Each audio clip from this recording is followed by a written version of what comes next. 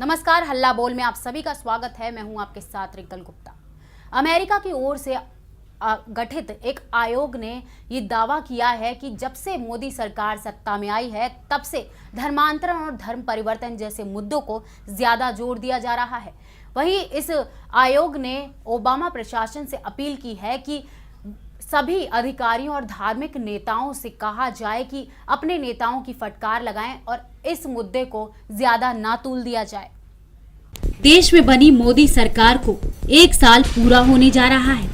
देश में नई सरकार बनने के बाद सरकार ने कुछ अच्छे फैसले लिए, कुछ गलत, लेकिन कुछ फैसले सरकार ने ऐसे लिए जिससे सरकार की किरकिरी भी हुई। और अब अमेरिका की ओर से गठित एक आयोग ने कहा है कि साल 2014 में भारत में मोदी सरकार के सत्ता संभालने के बाद धार्मिक अल्पसंख्यकों को राष्ट्रीय स्वयंसेवक संघ जैसे संगठनों की ओर से हिंसक हमलों, जबरन धर्मांतरण और घर वापसी जैसे अभियानों का सामना करना पड़ा है। अमेरिकी अंतर्राष्ट्रीय धार्मिक स्वतंत्रता आयोग ने ओबामा प्रशासन से ये भी कहा है कि वो भारत सरकार से उन अधिकारियों और धार्मिक नेताओं को फटकार लगाने के लिए दबाव बनाए जो समुदायों के खिलाफ अपमानजनक टिप्पणियां करते हैं और इस बहुलतावादी देश में धार्मिक स्वतंत्रता के मानकों को बढ़ावा देने के लिए भी कहें।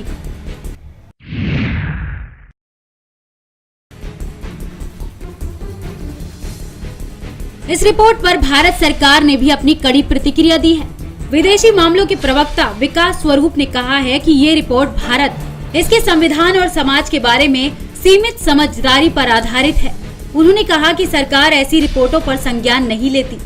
आयोग ने कहा है कि देश में बहुलतावादी दर्जे और धर्मनिरपेक्ष लोकतंत्र के बावजूद भारत ने धार्मिक अल्पसंख्यकों की सुरक्षा करने और अपराध होने पर न्याय प्रदान करने में लंबा संघर्ष करना पड़ा है।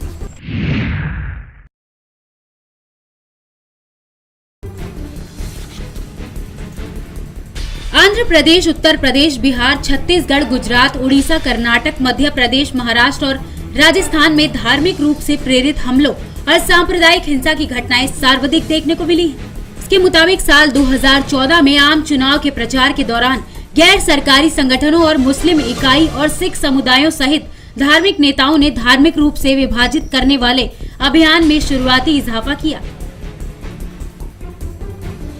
रिपोर्ट में कहा गया है कि चुनाव के बाद धार्मिक अल्पसंख्यकों को सत्तारूढ़ बीजेपी के नेताओं की ओर से अपमानजनक टिप्पणियों और आरएसएस और विहिप जैसे हिंदू राष्ट्रवादी समूहों की ओर से हिंसक हमलों और जबरन धर्मांतरण का सामना करना पड़ा है। वहीं आयोग ने ये भी कहा है कि दिसंबर 2014 में उत्तर प्रदेश में घर वापसी अभियान के तहत हिंदू समूहों के क्रिसमस के दिन कम से कम 4000 ईसाई परिवारों और 1 मुस्लिम परिवारों को जबरन हिंदू धर्म में धर्मांतरण कराने की योजना का ऐलान किया। उसने आगरा में मुस्लिम समुदाय के कई लोगों का कथित तौर पर लालच देकर धर्मांतरण कराए जाने की घटना का भी उल्लेख किया है।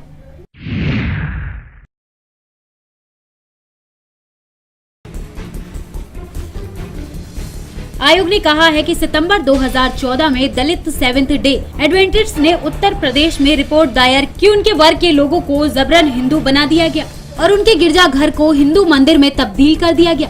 हालांकि ये पता नहीं कि इस मामले में पुलिस जांच की जा रही है या फिर नहीं। आयोग ने प्रधानमंत्री नरेंद्र मोदी की हाल ही में धार्मिक स्वतंत्रता पर उनके विचारों का भी उल्लेख किया है। रिपोर्ट के मुताबिक इस साल फरवरी में कैथोलिक संतों को सम्मानित करने के एक समारोह में मोदी ने स्पष्ट तौर पर कहा था कि उनकी सरकार ये सुनिश्चित करेगी कि धर्म की संपूर्ण स्वतंत्रता हो और हर किसी को बिना किसी उत्पीड़न या अनुचित प्रभाव के अपनी इच्छा के अनुसार धर्म में रहने या अपनाने की पूरी स्वतंत्रता हो। आयोग ने कहा कि ये बयान उन आरोपों के संदर्भ में उल्लेखनीय है कि गुजरात में 2002 में मुस्लिम विरोधी दंगों में मोदी की संलिप्तता थी। आपको बता दें कि 2002 में दंगों के मामलों में किसी भी भारतीय अदालत ने मोदी को कुछ भी गलत करने का दोषी नहीं पाया है। बहरहाल इस सब के बाद एक सवाल आकर खड़ा जरूर होता है कि जो सरकार सबका साथ सबका विकास की बातें करती है और सभी देशों में भारत का परचम लहराने के दावे कर रही है, इसके बाद अमेरिका की ओर से आई इस रिपोर्ट से भारत का एक और नया चेहरा सामने आ गया है, जिससे भारत की किरकिरी संभावित है। फिलहाल हमारी खास पेशकश में अभी के लिए वक्त हो चला है एक छोटे से ब्रेक का, कहीं मत जाइएगा।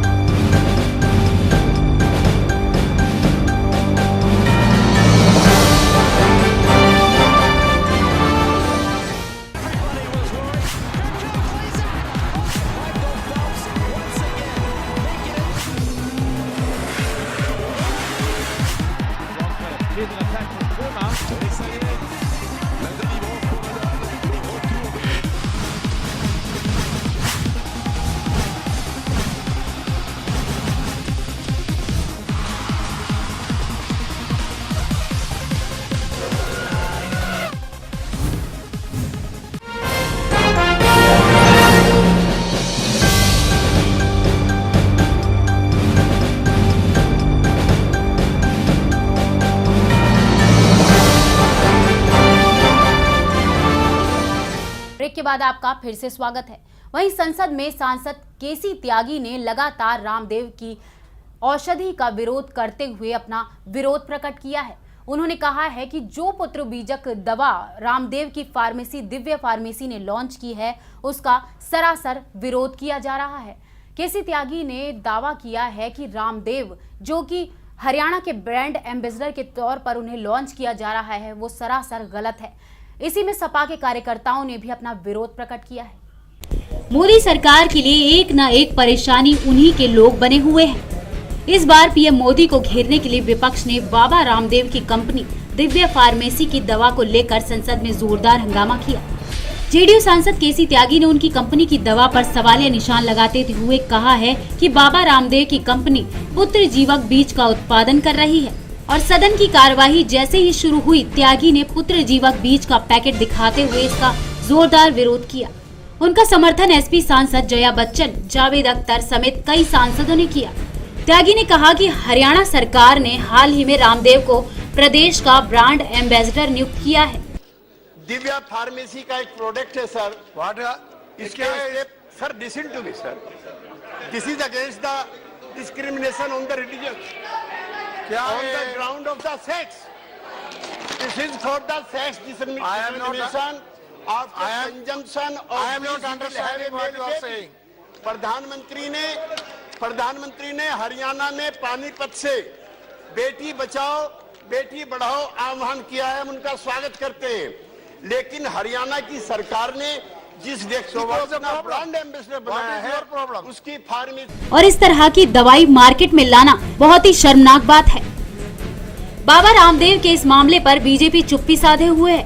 मामले पर कार्यवाही का भरोसा दिलाते हुए कैबिनेट मंत्री मुख्तार अब्बास नकवी ने कहा है कि सरकार अभी इस मामले के संबंध में जानकारी जुटाना चाहेगी। वहीं दूसरी ओर स्वास्थ्य मंत्री जेपी नड्डा ने कहा है कि ये एक गंभीर मामला है और सरकार इस मामले में उचित कदम उठाएगी। Sir, this issue is related to the Department of Ayush, but the government is serious on the matter, and we will look into it, and appropriate action will be taken, sir. इनको हरियाणा सरकार वहां से हटाए ताकि प्रधानमंत्री के विचारों का। इसके बाद विवाद बढ़ता देख बाबा रामदेव मीडिया के सामने आए और उन्होंने कहा कि बेटा पैदा करने की दवाई बेचने के आरोप बेबुनियाद हैं। उन्होंने कहा कि आरोप लगाने वालों को दवाई की जानकारी नहीं है, ये सिर्फ एक वनस्पति का नाम है और इसका बेटा या बेटी पैदा करने से कोई संबंध नहीं है। उन्होंने कहा कि आरोप लगाने वाले उन पर लालछन लगाकर प्रधानमंत्री नरेंद्र मोदी को बदनाम करने की कोशिश कर रहे हैं। अब सब पत्रकार भाइयों को हमने इस पूरा हर भाषा में इस औषधि का क्या नाम है सब उपलब्ध कराया है। अब इसका जो बॉटनिकल नेम है वो पुत्रंजीवा राइसबर्गाई है। इसका हिंदी नाम भी पुत्र जीवा है। इसका गुजराती नाम भी पुत्र जीवक है, कन्नड़ नाम भी पुत्र जीवा है और तेलुगु नाम भी, सारे नाम, मराठी नाम भी पुत्र जीवा है। अब नेपाली नाम भी पुत्रन जीवा, बंगाली नाम भी पुत्रन जीवा। अब हम क्या करें भाई, अब इसका नाम ही पुत्र जीवक है। अब ज्यादा ही गलत फहमियां फैलाएंगे तो हम इस पर भाई एक लाइन और लिखवा देंगे कि इसका पुत्र या पुत्री प्राप्ति से कोई संबंध नहीं है। अब ये भी तब छपेगा जब ये लेवल खत्म हो जाएगा। माने ऐसी भ्रांत बातें पिछले करीब 2 महीने से लगातार फैलाया जा रहा था। अब पिछले करीब 1 वर्ष में मैंने ये दूसरी प्रेस कॉन्फ्रेंस की है। पहले लगभग हर महीने मुझे यहां बैठना पड़ता था।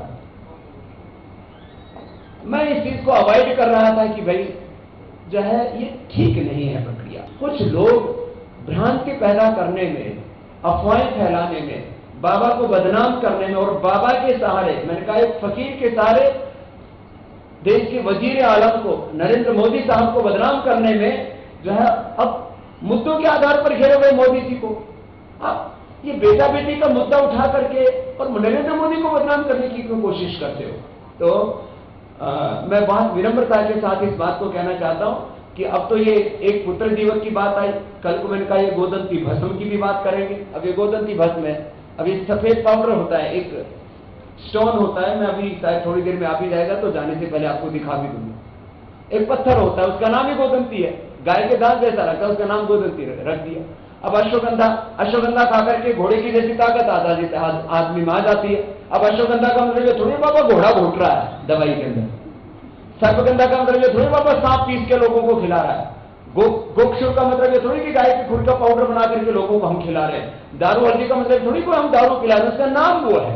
इस तरह की भ्रांतियां उन्होंने ये भी कहा कि पतंजलि योगपीठ और दिव्य भारती की ओर से जो पुत्र जीविक बीज नाम से औषधि दी जा रही है, इसमें कहीं नहीं लिखा है कि ये लड़का पैदा करने में उपयोगी है और कुछ लोग फकीर के सहारे वजीर को बदनाम करने की कोशिश कर रहे हैं। रामदेव ने दवाई का बोटेनिकल नाम भी पढ़कर सुनाया और कहा कि कई भाषाओं में इस क्षेत्रीय दवाई का नाम पुत्र जीवक या इससे मिलता जुलता है और दवाई का लाइसेंस नंबर दिखाते हुए उन्होंने कहा कि ये इसका लाइसेंस नंबर है, ये कोई गैर कानूनी काम नहीं है। उन्होंने कहा कि दवाई के नाम का गलत मतलब निकाला जा रहा है।